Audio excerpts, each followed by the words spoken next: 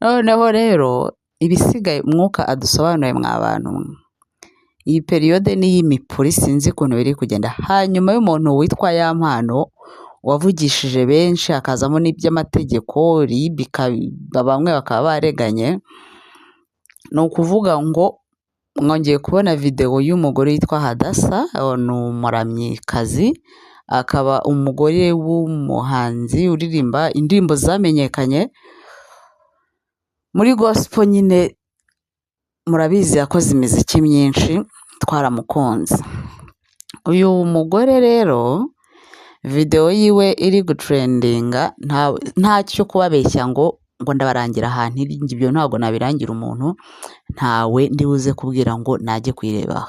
Abazibonye bazibonye, abatazibonye mwihangane, si muri buze kubura ukundi kuntu bibageraho, ariko jyewe nta muntu nabwira ngo ajye kuzirebaho.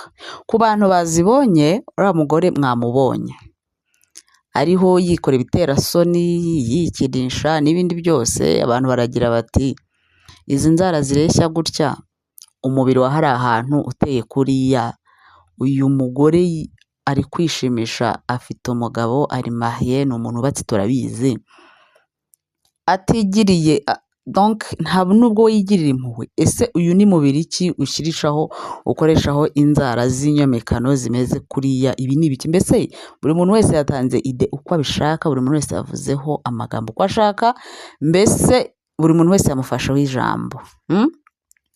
Mu bigaragara byo amaso yacu aratwereka yuko ari we pe.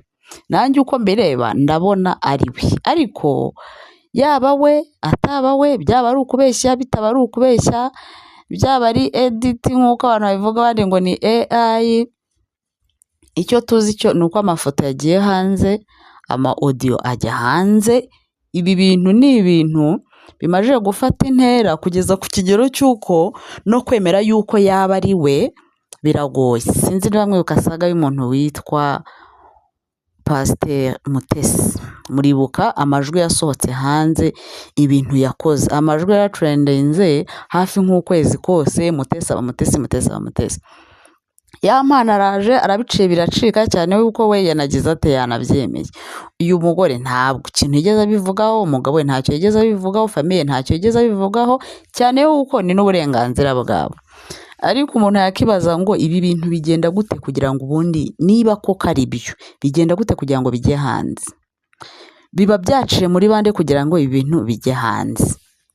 Bica mu zihe nzira kugira ngo ikintu wakoreye mu rwihisho rwawe kibanga n'uwo mwagikoranye birangire twebwe abanyamihanda tubibonye? Twe ntitwabura kubivugaho, ntitwabura kubisesengura, turi abantu, biba byaje, ntabwo twebwe tuba twafashe amatelefone yanyu, uko byaje gutyo natwe niko tubivuga. Iyo umuntu yizanye imihanda tugira gute? Turamutotora, turamusesengura, turamuvuga kuko nta kundi byagenda bite, nta kundi byagenda. Uri kumva?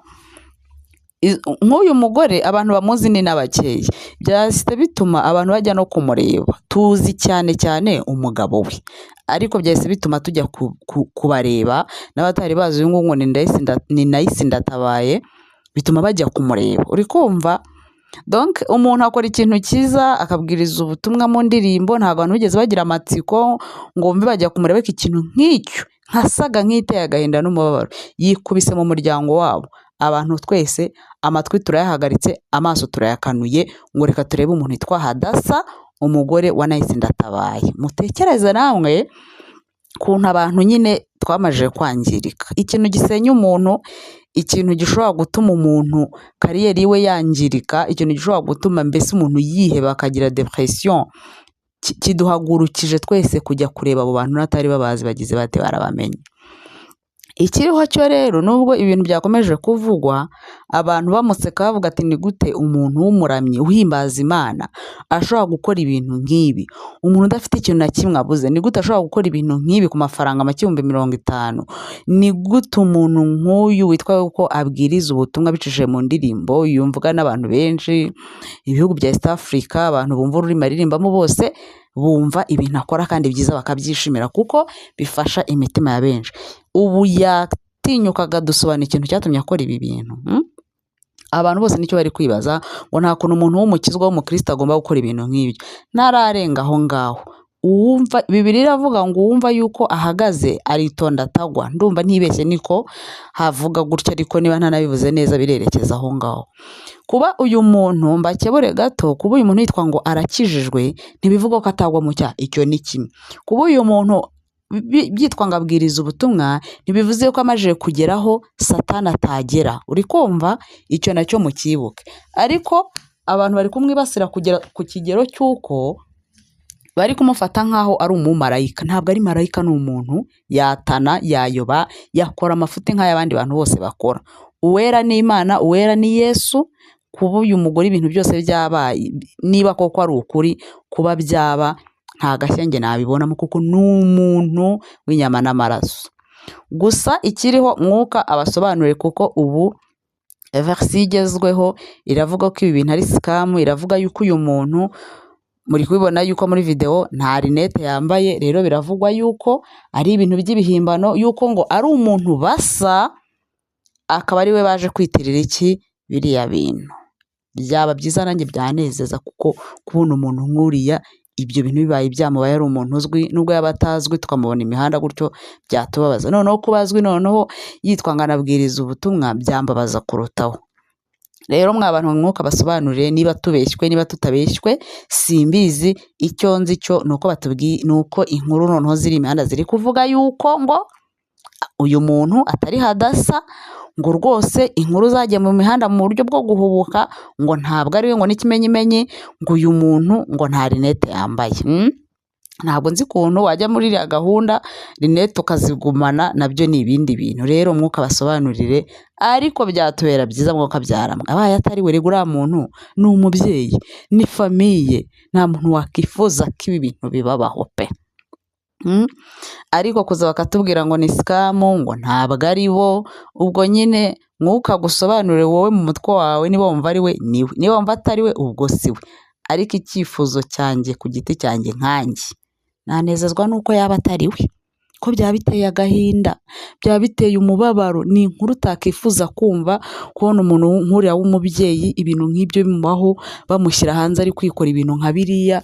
Nta muntu byanezeza. Mbere yo kunezezwa n'ibintu nka biriya, jya ubikurura ubyishyireho. Kuvuga ngo njye sindi umusitahi, ngo ntabwo nzwi, ngo ntabwo ibintu nka biriya byambaho, jya ubanza ubikurure ubyishyireho mbere yo gucira abandi imanza, mbere yo kuvuga ngo umuntu nk'uyu akora ibintu nk'ibi gute, nawe yagwa yanyerera. Ariko tubwiye ngo iki, ngo ntabwo ari we, uyu ntabwo ari hadasa. Kubera iki? Kuko nta rinete yambaye. Abantu bamwe banabisabiye n'imbabazi, ngo babonye inkuru ku mihanda nabo barakora, baratotora, barakurugutura. Ati ubwo rero ndababwira yuko uyu muntu atari hadasa. Ufite kubyemera uko ubishaka, ufite kubyumva uko ushaka, ariko beta yuko twasanga yuko atari we. Ngo ibi ni iki? Ni sikamu. Niko tubwiwe, niko inkuru zigarutse zivuga. Rwose mwa bantu mwe, ntacyo tuba tutabakore ngo tubabwire ko imihanda imeze n'uko yiriwe. Ariko niba atari we, Imana ishimwe. Niba ari nawe, ni umuntu yakosa, Imana igira ite musange imuhumurize, kuko ibyo bintu byagutera iki depression. Ariko niba atari we, biratunezeza kuruta